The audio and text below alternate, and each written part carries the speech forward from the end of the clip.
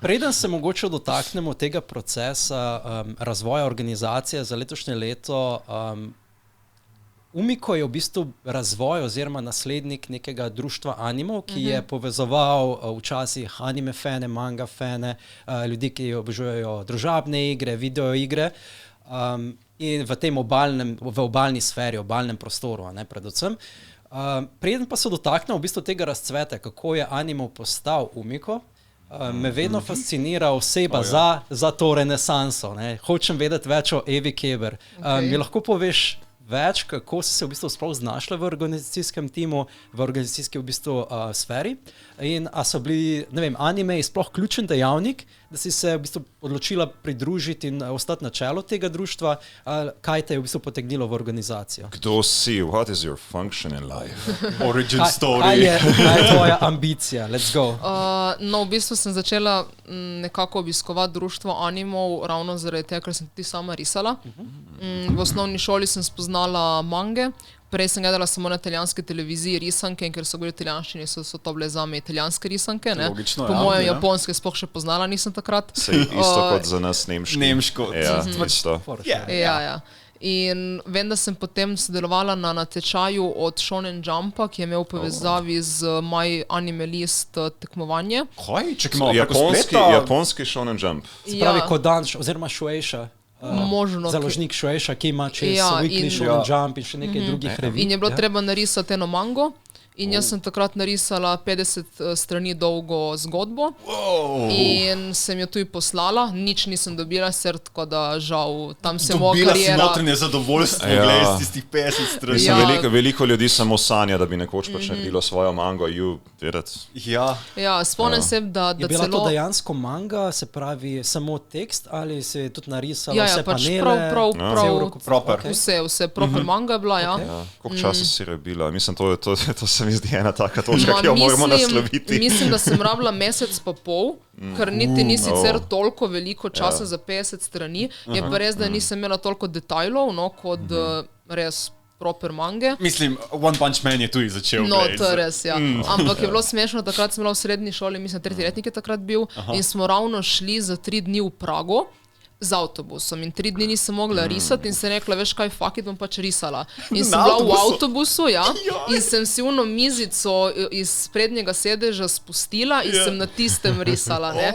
In vsakič, ko se kaj premaknilo, sem dvignila svinčnik ful hitro, ne, tako da nisem kaj nišla, ker takrat sem jih imela ta z črnim pač line delala, ne. In je bilo tako zelo stresno in potem sem to končala, vsi so seveda v šoli brali in vsi so bili nadušeni, kako si dobra in ne vem kaj. O čem pa je bila zgodba mimogrede? Vse sem skoraj da malo pozabila. Mogla biti zaključena zgodba. Fairy Tail. Fairy Tail je pa že znan po tem, da v bistvu črpa inspiracijo iz vseh ostalih šonenov. Tako da ni bilo nič posebnega. Kaj nič ni bilo posebnega? To je bila tvoja zgodba. To je bil Fairy Tail 2.0. Ja, recimo, no. Tako da ja, v bistvu se začelo fan pa punca, torej Natsu in pa Lucy, dosti podobno, ki začela neko potovanje, pa nekdo je hotel oropati, pa prišla sta na neko zgodbo, oziroma slišala sta, da je nek demon v neki vasi in so nekako prišli v to vas, ker mislim, da se je vlak pokvaril in sta random pač tam obtičala. To so naše slovenske železnice. Res, ja. Pa kaj ime je bilo Nace pa Lucija? Ne. Punci je bilo Kylie. Pomladnik. Ne, poletnik, sorry. Kylie, za fanta pa sem pozabila, ko sem pomenovala, to je že ful let nazaj, res sem pozabila, no. V glavnem potem je ta shonen scena pač fightov. Pomagala sem si spet ful z Fairy Tailom, ker sem prav screenshotala strani in sem si jih natisnila v srednji zastojn tam na njihovih printerjih in sem malo gledala anatomijo in vse. In se naredila potem te fight scene in na koncu zmagajo, pa itak mora biti nek starček zraven, ki jim pove neko preteklost tega monsterja. Ja, in potem se zadeva zaključila. In jaz sem hotela res neokritiko dobiti, da vidim, če je sploh to v redu, ne, kar rišem. In tako takrat ravno sem naletela na Anime Izol event na Facebooku in sem videla, da to organizira društvo Animo s sedežem v Izoli in smo, imamo mi to na obali, mislim, res sem bila zelo Kaj presenečena. to tudi dela? Ja. In takrat sem v bistvu šla v Izolo in sem tudi povedala, zakaj sem prišla, če jim lahko to oni malo skritizirali. In tam sem znala Bojana in Katarino. In zdaj Bojan je tako rekel takoj, da je zadeva dobra, da se pač vidi, da sem komaj začela. Katarina pa je sam tako začela s kritikami. Ne? Katarina je v bistvu oseba, ki je že zelo, zelo dolgo v manga sceni v Sloveniji, prevajala mange v slovenščino, mislim, da najprej še kot fansaber, potem pa tudi v bistvu v okviru vaše revije, ki ste jih Ona pa naredila Magnet. Ja. Ampak ja, takrat vem, da sem imela prav zvezek in sem prav napisala stran 1 in vse napake, stran 2 in vse napake. In to je tako trajalo par ur v roku celega tedna. Ne?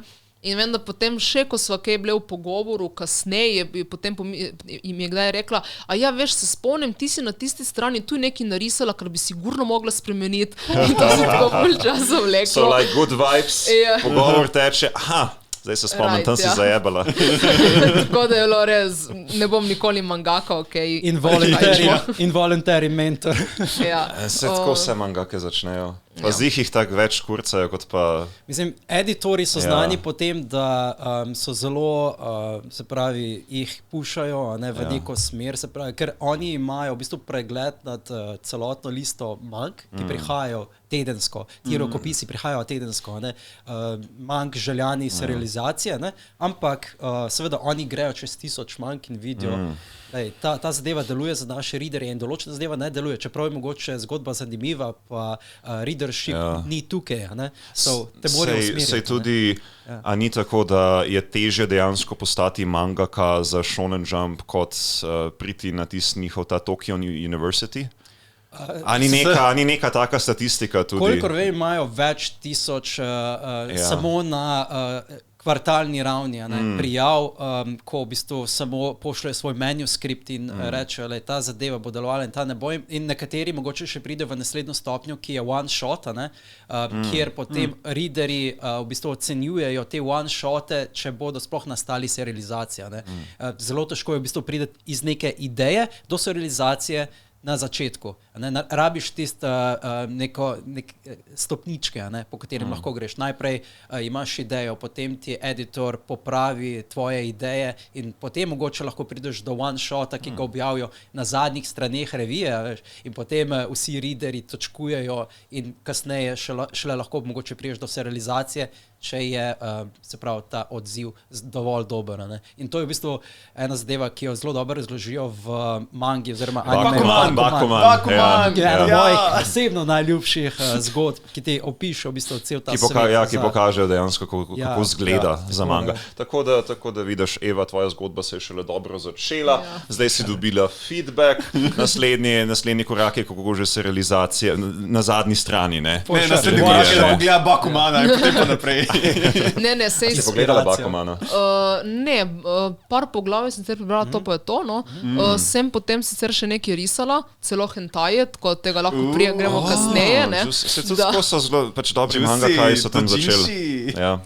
Ne, drugače sem brala par hentajev in takrat sem videla, da dejansko, če hočeš risati hentaje, moraš biti res top shit. Ja, je razlika, can confirm, pa če je razlika med dobrimi pa med slabimi. Človek bi si mislil, it's just naked body, ampak moraš zelo dobro poznati anatomijo vsega zloja. In tudi pri fighting scenah, naprimer, it's not just about two people crashing. Pač dinamika, da vidiš koreografija je zelo pomembna, da poznaš dejansko različne... Kako se telesa prepletajo, kako se... tudi prelivajo. Tako pa borilne veščine je dobro, da poznaš, zato da ne zgleda nenaravno, se pravi. To tudi res, ja.